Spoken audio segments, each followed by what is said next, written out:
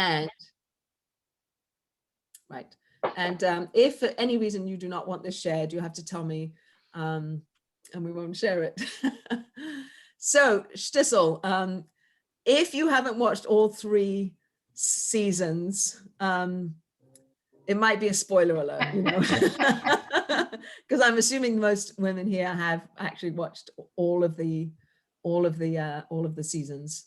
And I mean, I have thoughts. I have a lot of different categories of things that I think that this show has brought to the surface. I watched a video of an interview with the producer, who felt that that Shtisel is a Shtisel is a accessible to everybody because it's about people. Just happens to be ultra-Orthodox people, but it's about people, and it's about their lives and about the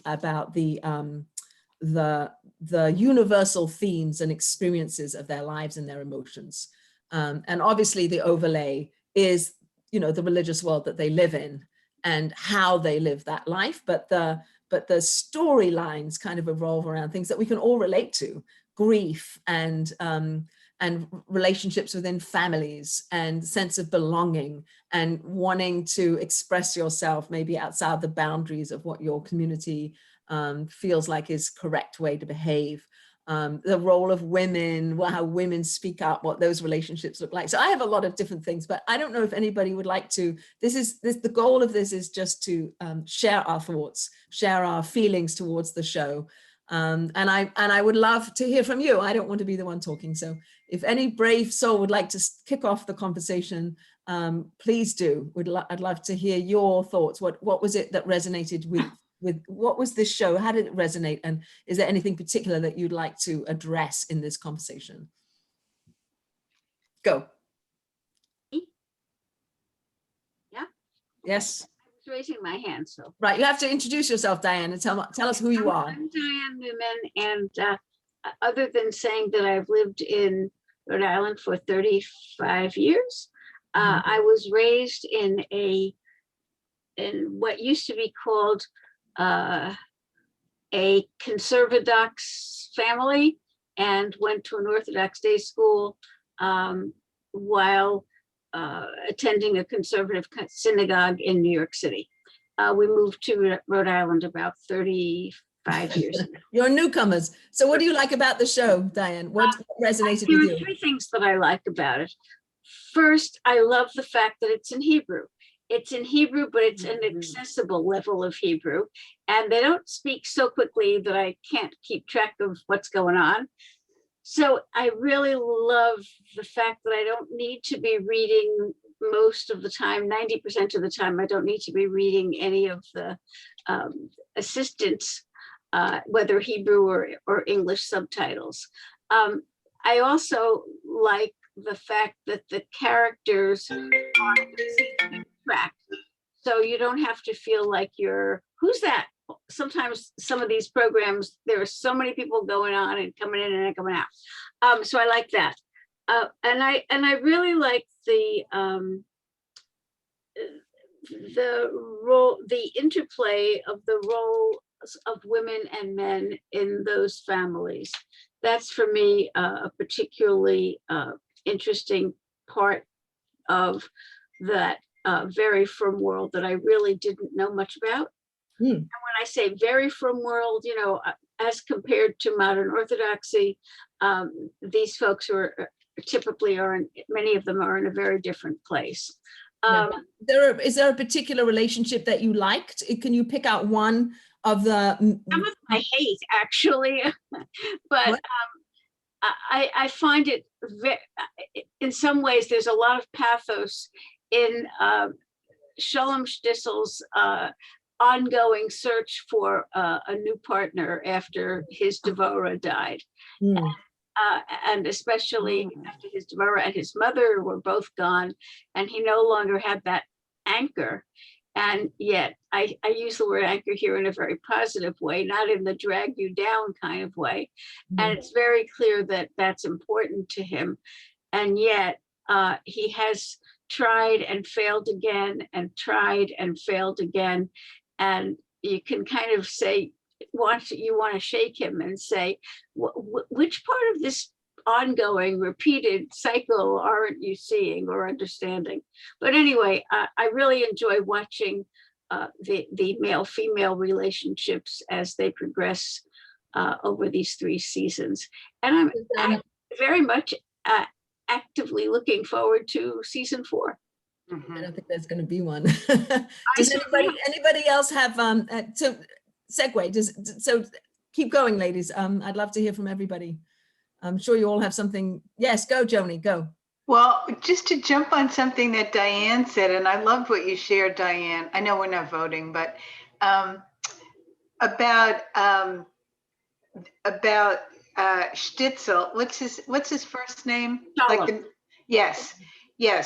And I found myself in thinking about him and his character and how he's developed and how he actually started having strong feelings for his brother's fiance or whatever, and how, and what character he had to show up in the way he did, so that they could get married. I mean, I thought that was really quite something.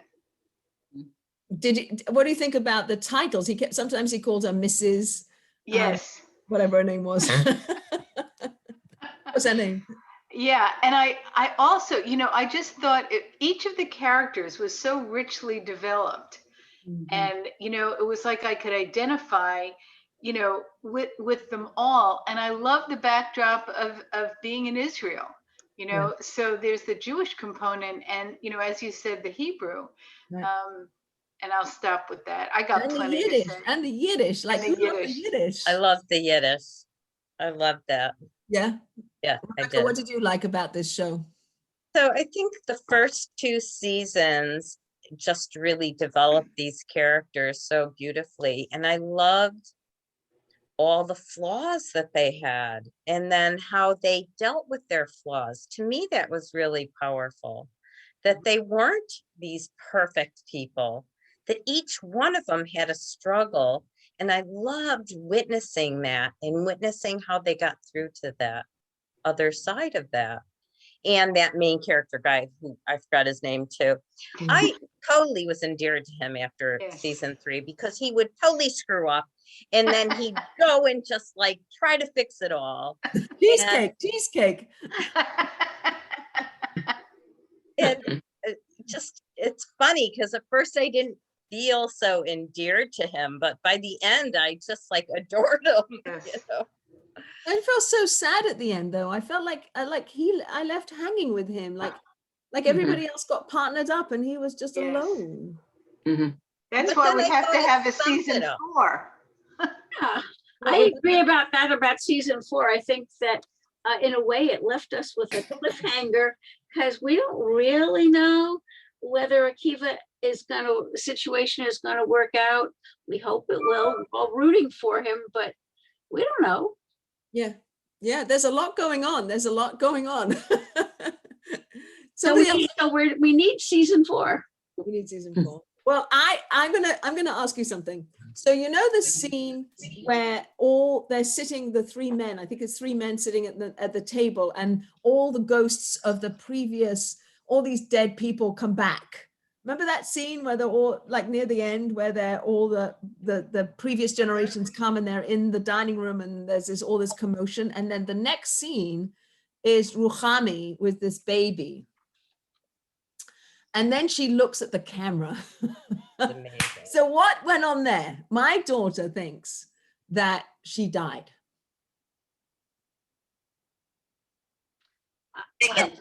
That's a cliffhanger. She's the female character I related to most. Ruchami?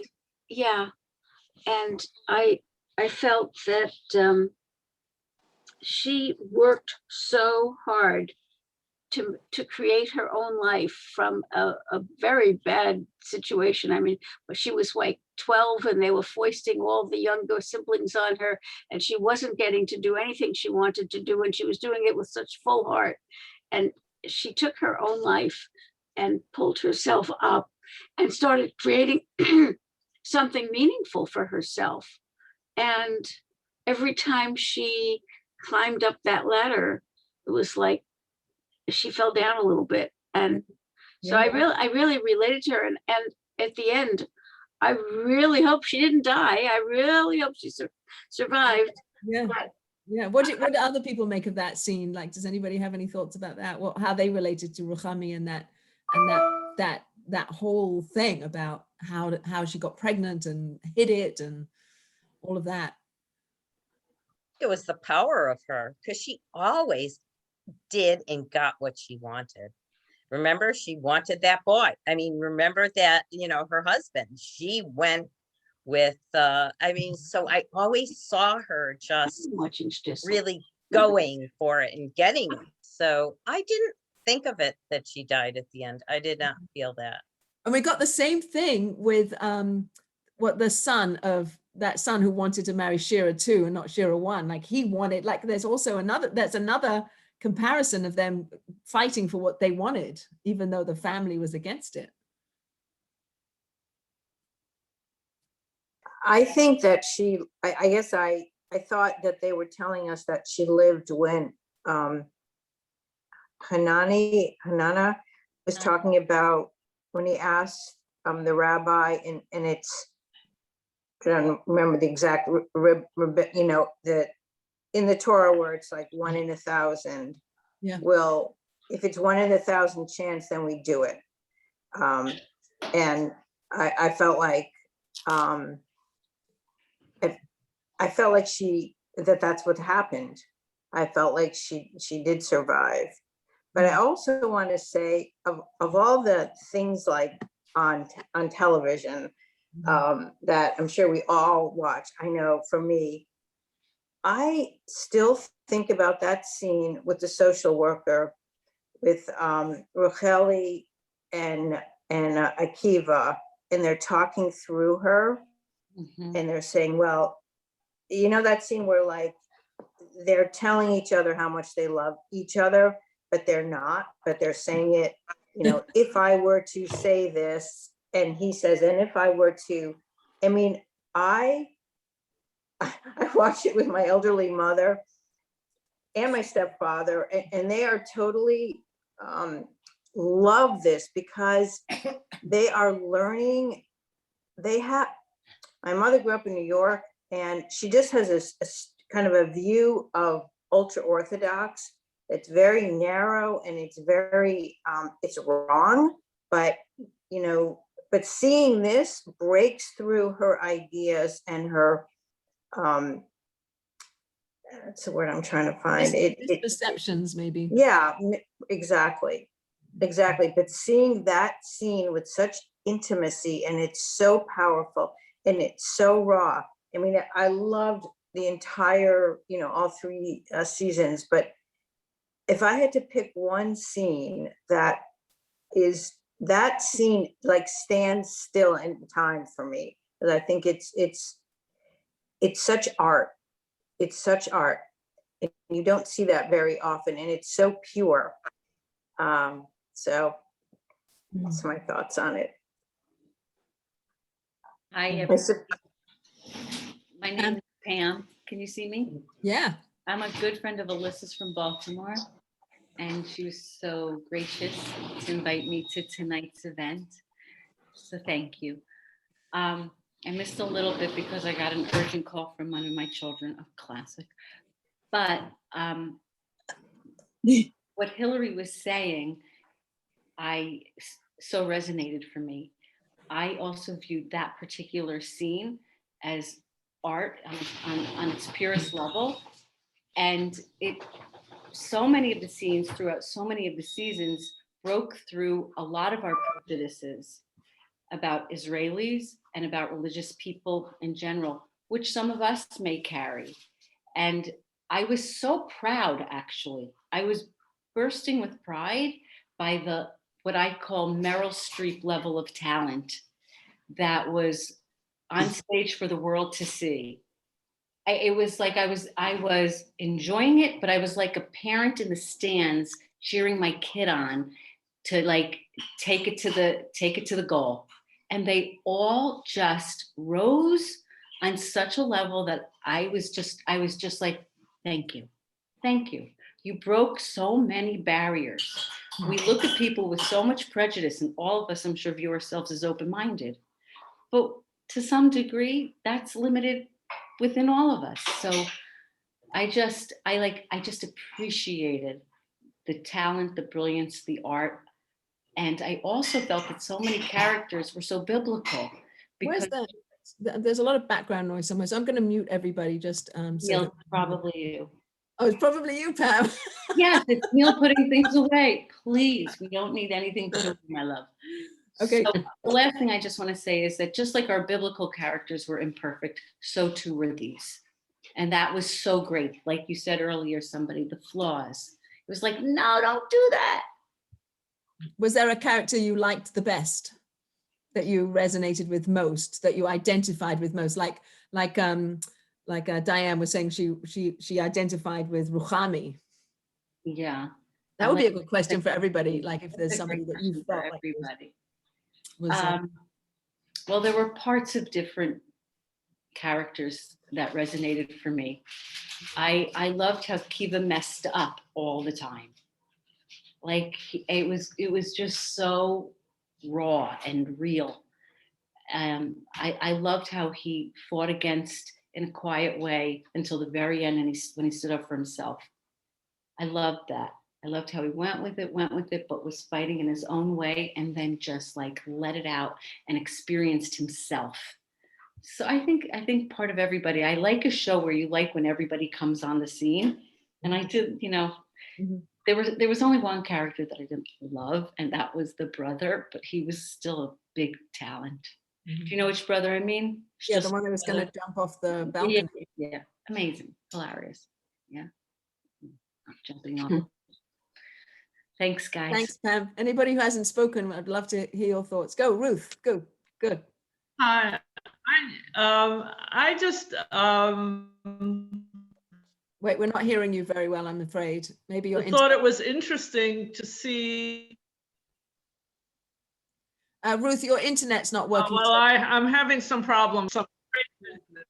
Okay, try Yeah. again. A little, All right, then I won't continue. maybe go closer to your router. Okay, the roles of men and women. Mhm. I can't. It's in somebody else's house. What was I going to say? Can you hear me now? Yes. Then never mind. Yes. The men and women and the roles of the wives of the scholars who insisted on being king in their household. Mhm. Mhm. And how they accommodated one another, buying a car, getting a driver's license, Mhm. their colleagues, or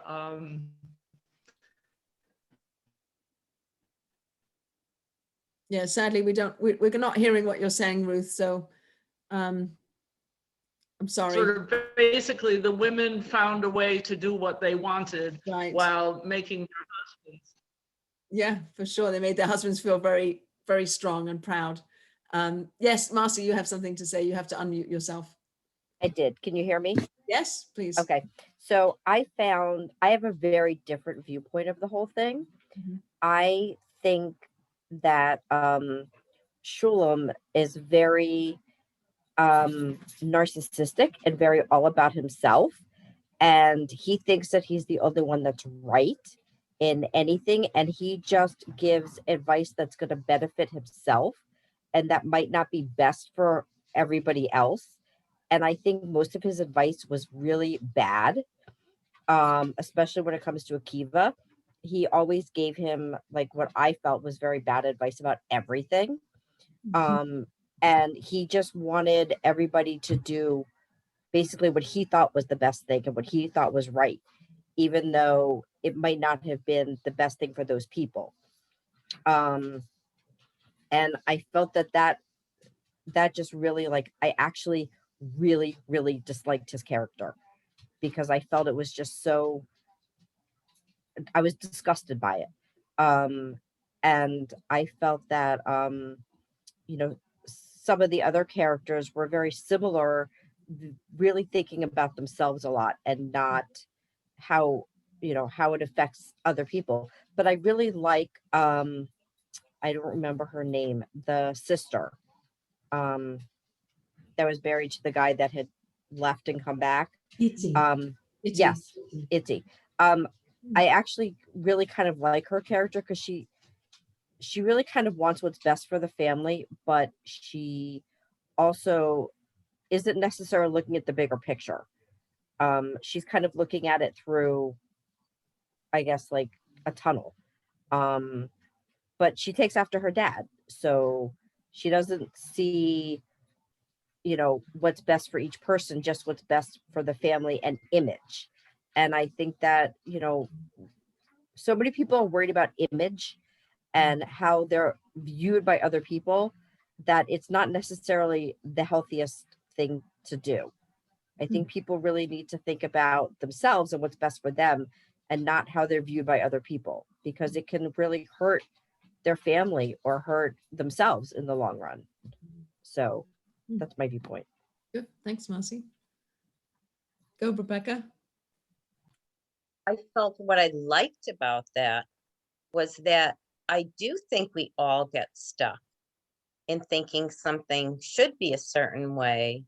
And I enjoyed seeing the process of them working through those things. So I see what you're saying, Mercy, but I also felt like it gave us a way of seeing how they processed through it and got to the other side.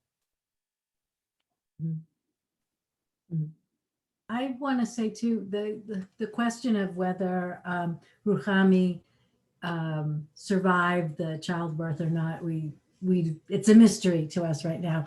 But I think that the lead in to that with her father, with Lippi, who really was trying to redeem himself by giving over to Hashem whatever it would take for his daughter to survive. And I think that was very powerful. So it leaves me to be more optimistic that she did survive this totally life-threatening experience. And actually having witnessed years ago a family, a traditionally observant family, deal with the crisis of one of the young people being in a car accident, and who in his life was really in jeopardy.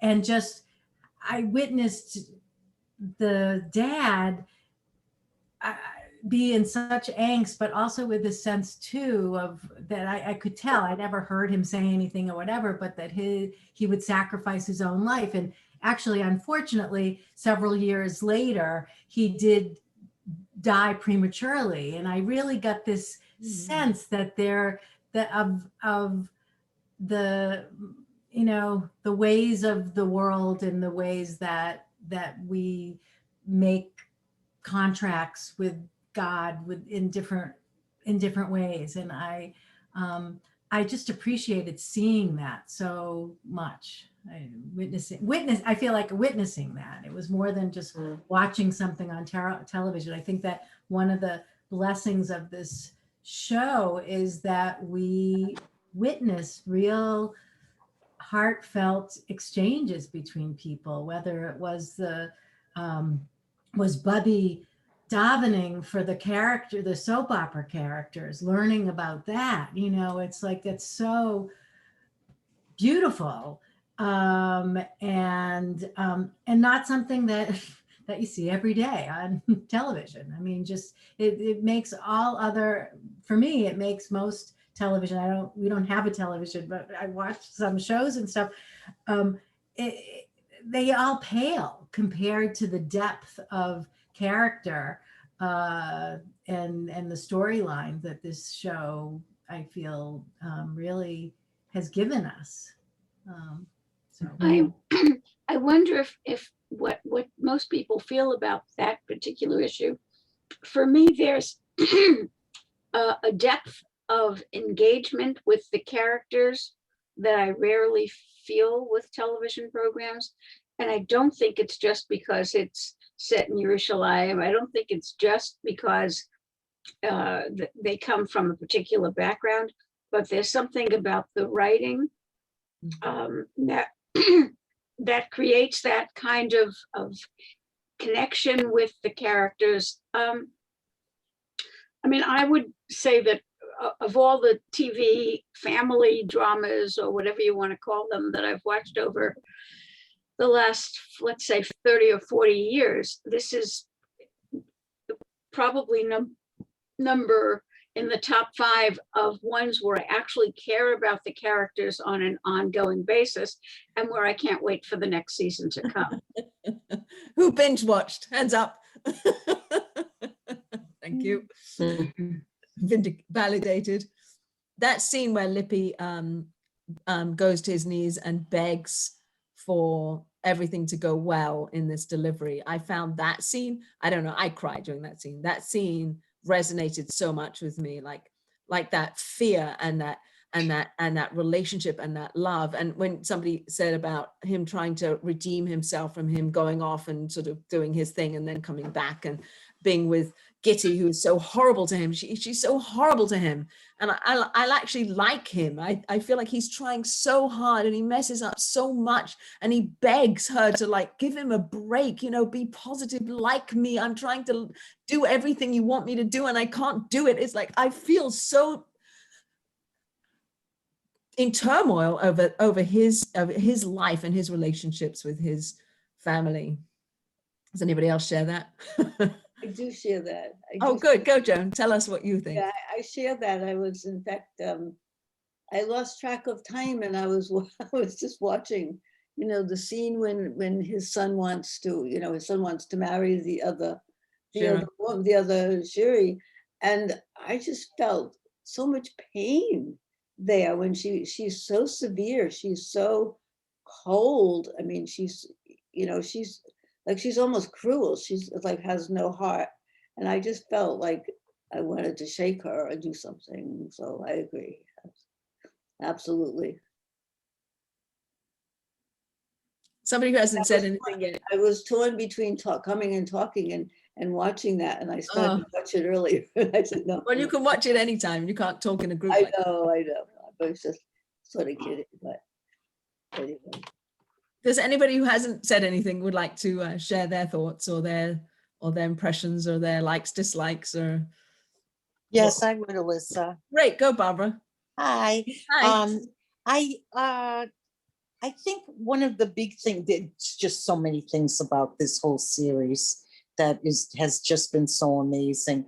But I think for people like me who grew up not knowing people that were also ultra-Orthodox, and how I've gotten to know you and Marcy, and it's opened up a whole new world for me. And now watching this, these people have made me feel like I'm getting to know that community even more. Yeah, like everyone's saying, there are certain people that I have a problem with because I just think that they're too severe. But that's like that in any group. And I was thinking about that with Libby, how he has messed up so many times, but he seems to have an understanding of things that his wife does not, or has not let herself be open to. And I like that about him. Even though, you know, he does mess up, but that's okay. I think he's trying to find himself and fit in, like a lot of the characters. But it's a great show. I'm waiting for the next series. I think that Lipa and Gitty are in some ways the roles are switched. He's always been the one who messes up, and she's always been the one with this sense of black and white Yeah, and severe judgment. It's like the two faces of God. God as the merciful and God as the judge. And in some ways in their relationship, she's always judging, whether she's judging other people, other families, or her own children. And he's always saying, but we're going to give him one more chance, aren't we? When that other white woman comes and tells her that her husband also left, and that remember that scene where she comes, Yes, that woman it comes to the store. comes to the store, and restaurant. she's so dismissive, and I was like, oh, like I wanted her to be so nice to this lady and help this lady and use her experience to be compassionate and to help this woman. And I found that scene turned me off from Gitty. Like when she was so like, I don't want to talk to you about that. That didn't happen. How do you even know about coming to me? Like, I don't know, that part I found very hard to then, like, she was not redeemed in my eyes. Who am I? But No, Right. does anybody else have any thoughts about, that scene, Pam? Well, I think that Gitti had to be so incredibly strong when Lipa deserted the family, that she accessed resources that very few would have, and she had to swallow hard, and she experienced tremendous shame, deep, deep shame, day in and day out. Plus, of course, the burden of single parenting and all the financial challenges, etc. And she had to be so ingenious and just really, again, access any resource she had.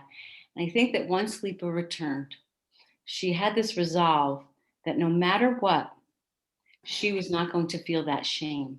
So that even in the face of an opportunity to be compassionate and empathic, and to be a sister of abandoned, like she had a sister who had also been betrayed, a sister who had also had a husband act disloyal on some level.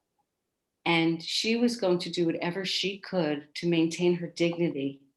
And that is why her kids had to marry who she said. And that's why everything had to be kahogen, like the way it's supposed to be, because she wasn't going to experience the shame that she experienced and encountered so deeply when he left. So that was over. She was dismissing it entirely. So she was just using whatever she could to make sure that wouldn't happen again. And no reminder of it was welcome. So that was a way of her surviving. Mm-hmm. She slowly softened, but it really was hard for her. It was against everything she had fought for and believed. And she didn't want to walk around in that community with her head down any more than she already had. So I kind of felt for her.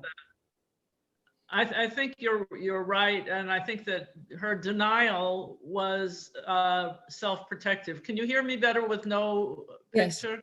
Yes, much okay, better. Thank you. I think maybe if I keep my face away, I can talk more. So you can decide if you'd rather look or listen to me.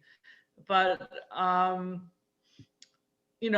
agree. I think it was too painful for her, and she had been in denial for so long that she couldn't make herself be a part of the pain of this friend. Yeah. Not yet. Not yet. That's why we need another season or two for her to soften. Yeah. Well, she did a little bit. She did a little bit. She did a lot, I thought, for her. How about that scene where they're meeting the Machatanim, where they're meeting the Shira's parents, and was that? How do you like that scene? She was trying. That was hilarious. Which scene?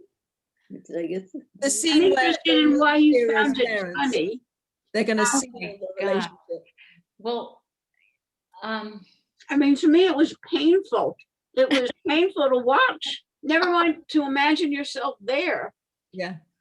I don't know. I didn't find it funny. I found it like, okay, somebody do something like spill the tea, at least make some human thing Does happen. everybody know which scene we're talking about? We're talking about the scene where Gitti and Lippy meet the parents of the Shira that he wants to marry, and they're standing on the balcony, and the two sets of parents are meeting each other for the first time. Oh, I haven't seen that yet. Oh, So it was awkward at best. yeah. And it was indicative of what they, I would imagine, perceived as an intermarriage, that their child was marrying into a modern family. Mm. Mm. Amazing. And you see how everything is relative. It wasn't only that, it was that none of them had any sense of either spill the tea, because at least that'll break the, it'll give them a common goal of cleaning up the tea. They couldn't come up with any way of communicating with one another. They had to go through the motions.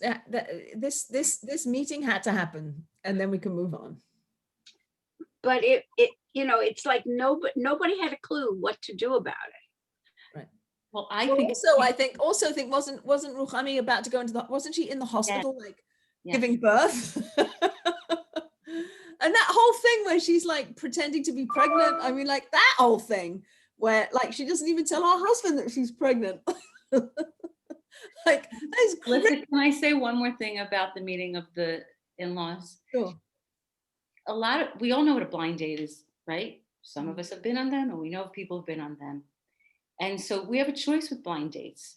We don't have to like the guy or the woman. We don't have to. We can say thanks, but no thanks. With your mechutanim, it's a blind date that you're staying on regardless. So that's what I was witnessing. Right, but they had to give stamp of approval. That's kind of weird. Anybody who hasn't spoken, we want to hear from you. Yes, Barbara, yay, go. Barbara, Hi, I'm Barbara Meir. A couple of things I wanted to say, but while we're talking about dating habits, I wonder how many of you have seen the series Surugim, which is another Israeli series that I think is just as good as Shtisel. Has anyone ever seen it? Yeah. I think it's on Amazon Prime. Oh, you've seen it, Diane. It was a very popular series. However many episodes, all the episodes. Yeah. It's old. I think it's already. What's the name of it? Game? Surugim, which yeah. in English would be spelled Srugim, and it's referring to knitted kippot, because the people, the characters in the series are modern Orthodox, and it's all about their dating and their meeting potential matches. But the characters are also developed beautifully, and there are many different subplots, and it's really an excellent series in my opinion. And it was on Amazon Prime. I haven't checked it recently, but I bet it still is. And Yes.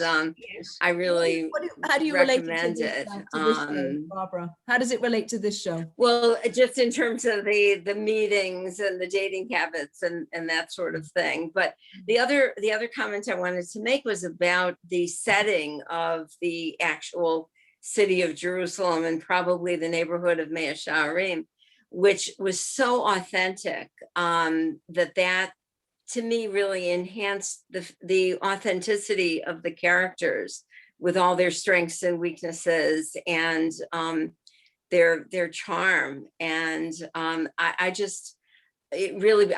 lived in Jerusalem, and the setting just really brought me back to the feeling of being there. It wasn't a Hollywood set. It was real. It was gritty and very real. So I found that impressive too. Were there characters that you resonated with most, or you enjoyed their life journey the most, or no? I think I enjoyed all of them. Again, for all their strengths and weaknesses, they were just very real and very human. And even Shalom, I agree with Marcy that he really was self-serving and narcissistic and transparent many times. But there was still something very endearing about him. Can you repeat that And again? can I say, Games, Games? No, that's why I needed to. No, Srugim, it's spelled Oh, in English, chat. Go on. S-R-U-G-I-M, Srugim. Oh, totally wrong. You? Srugim. Yeah. Thank you. So again, It's S-R-U-G-I-M, already, I which think, again about 20 refers years old. to, It's about 20 years old, that series, but it's yeah. Yeah. I And think it- it's also universal and timeless in a way. It's, both of them are really, in the end, searches by individuals who are connected in one way or another, and looking for their beshert. I mean, if you think about what the core message is, they're looking for that connection with another human being that will be of long standing, and they're looking in different ways. Or is it, what is the song goes about, looking for love in all the wrong places? So sometimes that's what's happening here, and sometimes they're looking in just the right places. But in either case, they're looking for that human connection, that one person who's going to make them, help them become fulfilled. Mhm, mhm. That series was sometimes described as the Israeli equivalent of Friends, which was so popular here in the US. There's no comparison. I mean, Friends was very superficial compared to this series, right? Right, Diane, do you agree? Absolutely. Yeah. And also, Yeah. well, again, you cared so much more about the characters. And they were so much Mhm. more complete, and so much more, in some ways, they weren't playing it for a laugh, they were playing it for an emotional connection. I think what was Yeah. fascinating is there are certain lead ups that led to kind of like an outburst when Tzvi Aryeh's wife, what's her name, Tovi, Nova? when she, it's like, enough already, like you don't get to tell me I can't have a car, because like, and it's a build up, it's almost like a build up, and I'm going to do this anyway, so either you're on board or not. But I found that very compelling, like how that human, sometimes you don't want to cross somebody, so you kind of like play it, and then it just blows up, and that was a blow up. Or when Akiva, he's like trying to figure out how to please everybody, and in the end he just wants that relationship with Racheli. Like there's a sort of build up, and then there's this authenticity that overflows and becomes so endearing to the character that is then being vulnerable and showing their true selves, because they've been hiding it. So I like that scene with the car, because I felt like, go, get that car. I make the money. Well, I I think the boss. Go, Hillary. Yeah. this is a community that lives with boundaries that we don't really understand. And I think that's one thing I was thinking is some of the rules, I was thinking, what rule is that? Because there are a lot of rules. And they don't come out and say, now we're referring to the rule where you don't go near the person, and where there's so many rules, but we don't, as a secular person, I mean, I know a lot of the rules, but I think that I thought it was interesting with Giti, I also, I kind of rebelled against her. I kind of felt, but I felt like I knew where she was coming from, because she wanted her family to live within the boundaries of, she didn't want them to be questioned, because they had been questioned, because Lippy had left. And so it threw the whole family, like, well, what if we don't fit in, or where do we fit in? We have to come up with some good stories. He didn't really leave. In secular society, you say he left. I mean, so it was like these rules were like the undercurrent or the boundaries of the entire community. And I thought, so many times they came up against the rule or the boundary, just like with the car, just like Gitty with so many things, with money, with, well, I know women certainly can work, but just they're pushing up against maybe what they want and what the communal boundaries were, which there are, of course, many, many in that community. You have to live within the boundaries. And so I think that's like an undercurrent. And it also brings a humanity to the boundaries. Like maybe as people that are more secular, we don't understand the boundaries, and we might judge the boundaries, and we might think that they're antiquated.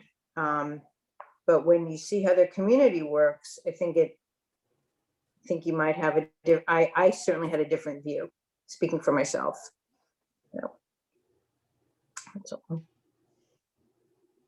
Another character that I related to was, and I'm forgetting her name now. She was the one that bought the art, and what's her name? Her name Racheli? No, The one that Akiva ends up marrying? yes. Racheli. Oh, it's Racheli? It's Racheli, yeah. Racheli, okay. She's my So, favorite. yeah. She's the one from the rich family, is that who you're talking Yes. about? Yeah, okay. Yes. And watching her portray somebody with a mental illness, and, and that, how special she was, I thought, and it was just lovely to see that maybe there was also, she could have the whole life that she was apparently striving for, but and how she also brought the best out in her future husband in terms of his art. Like, I'm not taking this, this is not the same as, your painting of the wife. And then he came forward and presented her with something that was more befitting. So I liked her strength, even in her brokenness. I found that compelling. And we rarely see characters struggling with mental illness and being whole people. We see the illness as it, but not in this show. We see, that's part of who she is, but that's not all of who she is. Yeah, it's beautiful. I think there's also a very strong current of loss and grief. Like there's so much loss. There's just, it seems like almost every character there's grieving and loss of something, of somebody very important, like Akiva and Nachum and the brother, what's his name? What's the brother's name? Shulam Shulam and Nachum, right? Shulam and Nachum, right. And Akiva. And I don't know, it just feels like there's a lot of loss. Well, in Sviare, had the loss of not being able to do his music. Just that was something he had been cut off from, and had a glimmer of, and then trying to resolve how to claim some of that. I mean, that's another form of loss.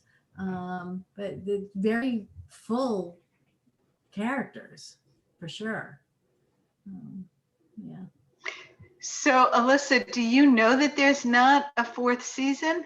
I thought I had read somewhere that the actors, like even the third season wasn't as long as the first two because they have other jobs to do and they're all dispersing and going different ways.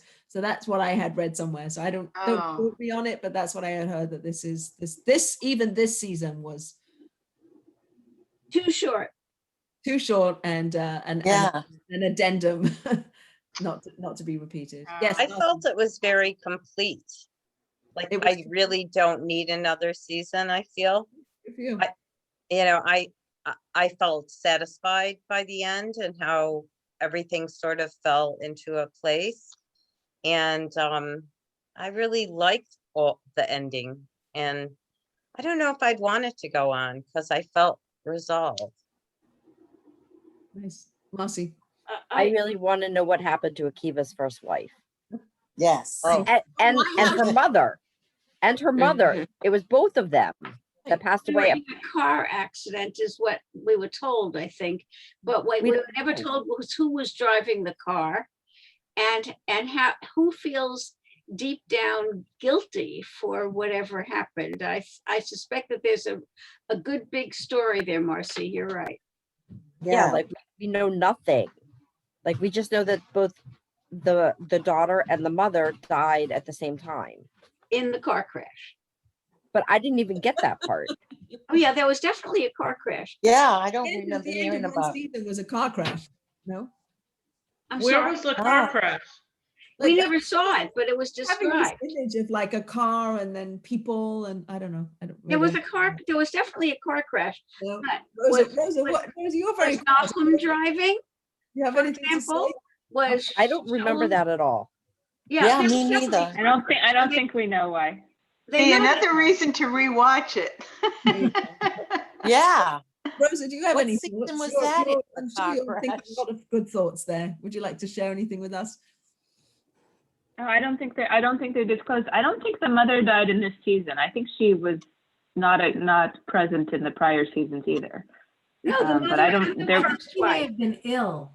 The That was the mother and the sense first that I wife. got. Doesn't matter. Yeah, no, but it's interesting that, yeah. What I did, have what no did you sense. like, Rosa? How did you enjoy the series? I discovered it. I think it was recommended by somebody on your prior discussion of Unorthodox. So that's when I discovered it, and I've actually been sort of watching and rewatching it since then because I really enjoyed the characters. So I've seen it a number of times. I'm pretty sure there's no car crash, but I don't know that I can easily encapsulate it because I've sort of gotten very familiar with the characters, and I echo a lot of what people have said about their flaws, and I think that's kind of why I enjoy them. They're all flawed, even the ones I like all of them. Even the ones that are flawed, I like in their own ways. I think they have their moments where they come through, and you see the good sides as well. But yeah, I've been just sort of watching and rewatching, and I was glad when the new season came out, but I've already seen it a few times as well. So I hope there's more because there's people that I would like to see continue. Yeah. Did we ever see Libby's mother? I don't remember. No. No.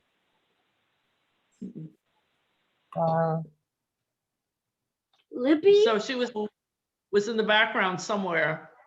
Who was Not Libby? Libby, the wife, Akiva's mother-in-law. Oh, I think she was. They do mention both having. I think they do say that that he lost both of them, that the brother lost both of them, but I didn't get the impression it was at the same time. And she Yeah, I said didn't know when it was. Okay, I want to pull Margaret out. Margaret, you got to say something. Anybody who hasn't said anything, we really invite you to say something. I feel as though I watched it a while enough ago that some of the comments Right. have revived my memories. And I did have a hard time with Shulam, the way Marcy was talking about. I think I agreed with her a lot. I think I held him to a higher standard. I mean, we're all flawed, but if you put yourself out there as a rabbi, or I really had a hard time with that. But a lot of the characters I really enjoyed. I liked Akiva a lot. I liked Ruchami a lot. But the other meta comment that I will share that I sent in a note to Pam is that this group as a whole, I so appreciate their acceptance and forgiveness or your acceptance and forgiveness of these flawed characters. If I were going to be judged, I would want this group to be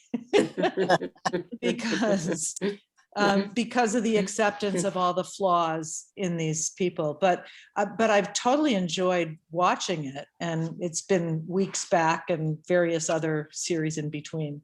So my details are not as sharp as everyone else. So. Okay, as we wind in, anybody who hasn't spoken would like to unmute themselves and speak. We'd love to hear your thoughts before we end this session.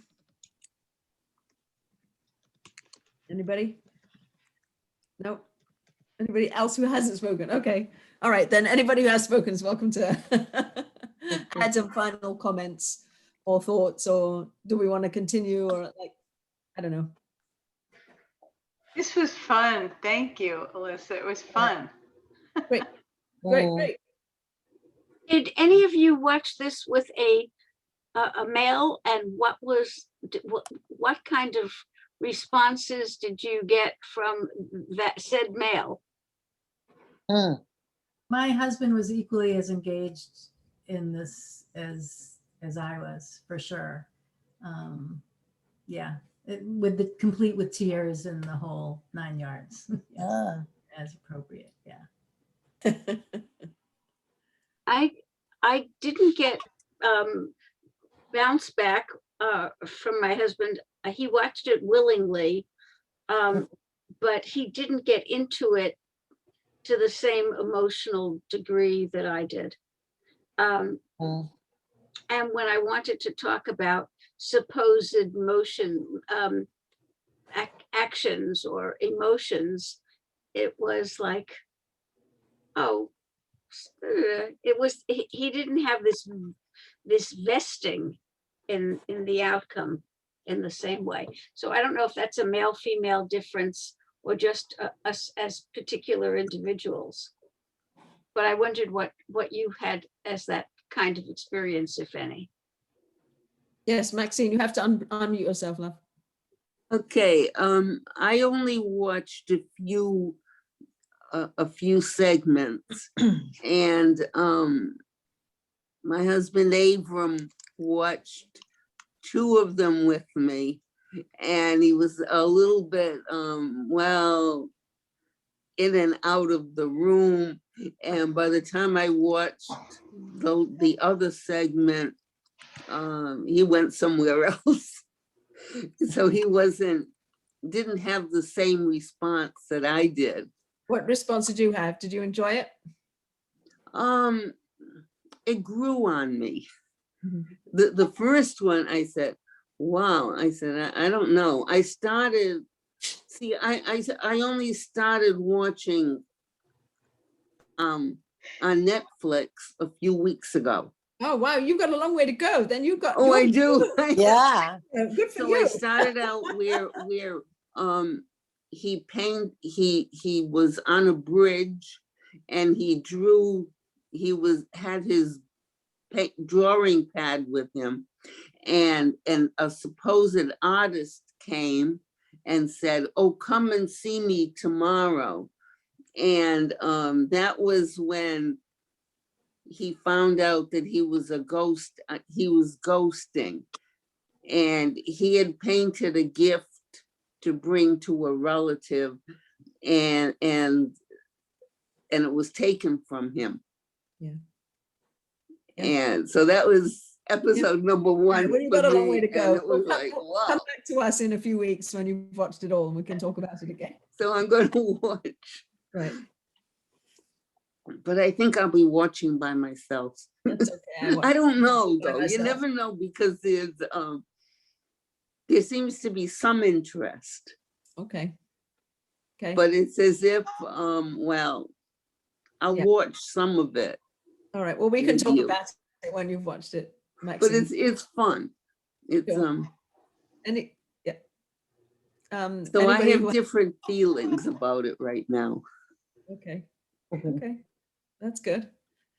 Okay. Well, we're always trying to make sure that we start and end on time. So we've done our hour, and I appreciate the conversation. I think there's some depth to the characters, and a appreciation that we have of being vulnerable people who appreciate other people being vulnerable people, and being able to and be able to see the humanity in all these characters and how they struggle. And Pam, thank you for putting me on the straight and narrow in terms of my expectation of Gitty to be different than she is, and understanding where she's coming from. Like, there's a lot of understanding where these characters are coming from and what their history is, etc. So it's good. It's good pushback. And Marcy, for your comment, you know, to have your feelings towards Shulam, and people agree, people don't agree. Like, we're all just, you know, processing it together. It's really lovely. So thank you all for showing up, and thank you all for coming. And our next in-person event, for those of you in Rhode Island, is in 2 weeks on the 16th. Please sign up for our happy hour with Nancy Katz. Is going to do a little art for us, with us. We're all going to do a little bit of art together. So it's going to be really lovely. And we have Felice Winograd doing some meditation. Nancy, do you want to say I just want to say very little. So people Very should little, be very little what? intimidated by it.